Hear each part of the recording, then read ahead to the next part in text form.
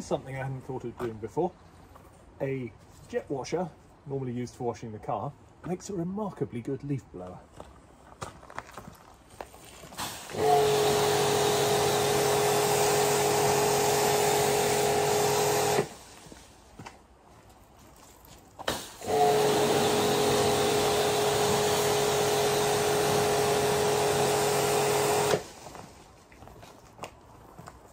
It's actually much better than any leaf blower I've used before. I think maybe because of the velocity of the water droplets means that there's some mass to blow the leaves with. As long as you don't mind the leaves being wet, slightly wet, when you've finished with them, it really works surprisingly well.